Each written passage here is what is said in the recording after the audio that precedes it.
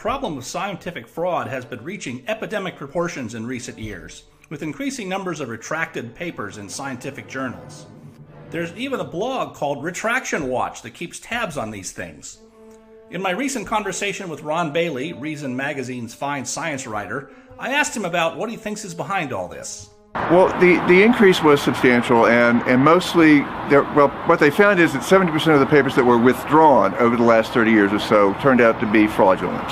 And that was what shocked them. Not just mistaken, but fraudulent. The data was obviously clearly made up, or the results were tweaked with in some way or other.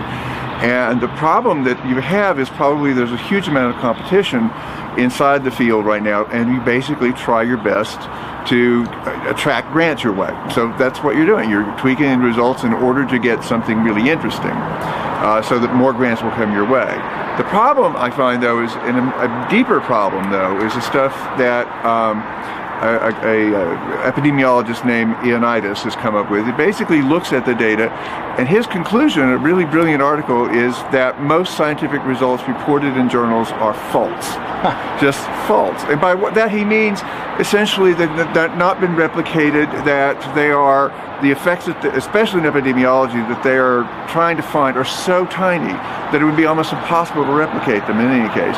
And so basically we're not getting a lot of extra information out of this process. And again, the reason that that he would argue these things are false is not fraud so much, because they're actually playing the techniques the fair way, but that the effects they're finding are so small that essentially people are trying to publish whatever they can in order to get more grants.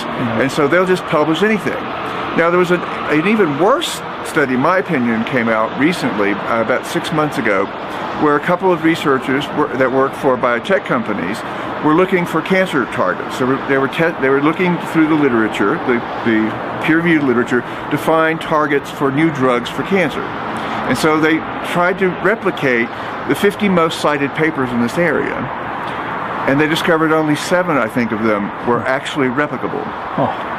And again, what has happened, they talked, in one example, they talked to one of the lead authors of one of the major papers, and the guy said, well, we did 6 experiments and we only reported 1, the other 5 failed. And this is not good. So, I mean, is it, I'm sort of amazed here, is it too strong to say that we might have better science if we had less science? I think that is too strong to say. There are some techniques that are coming along now. I can't remember the name of it. There's a company out there that will now offer the following. It's basically, if you set aside some money in your study, they will replicate your study. And this way, they will be able, and they'll report what they find. And if it is replicable, if they can replicate it, then that gives it a much stronger sense of being the case. Right. And so that would be a good thing. So there's some institutional things we might actually try to do in that line. What we need, in addition to the legendary Journal of Irreproducible Results, we need a Journal of Negative Results. We certainly do. Right. Thanks, Ron. Thank you.